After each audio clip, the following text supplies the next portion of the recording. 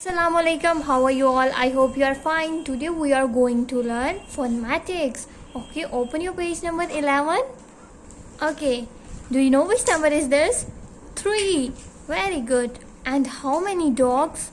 1, 2, 3. Okay, trace with me. Starting point, make a curve, and again. Very good.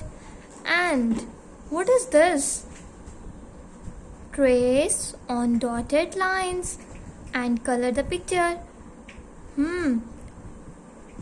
हमने इन dotted line को trace करना है और आपने ट्री में बहुत अच्छा सा कलर करना है. आपको पता है ना ट्री किस कलर का होता है?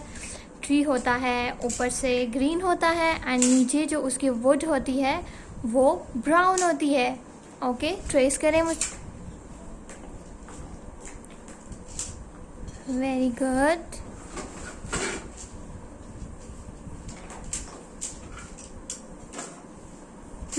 अब आपने इसमें कलरिंग भी करनी है. Okay, open your page number 12. Colour the stars that have number 3 written in them and this one is 3. yes, जहाँ जहाँ पे 3 लिखा हुआ है आपने वहीं पे उसी स्टार में कलर करना है. Okay, is this 3? no, it's 1. number 3 and this one number 3 and this one number 3. Okay, इन तीनों स्टार्स में आपने बहुत अच्छा सा कलर करना है. अब match number 3 with the boxes having 3 objects. Okay, how many pencils? 1 and 2, not a 3 now. How many lamps? 1, 2, 3. Very good. And how many burgers? 1, 2, 3.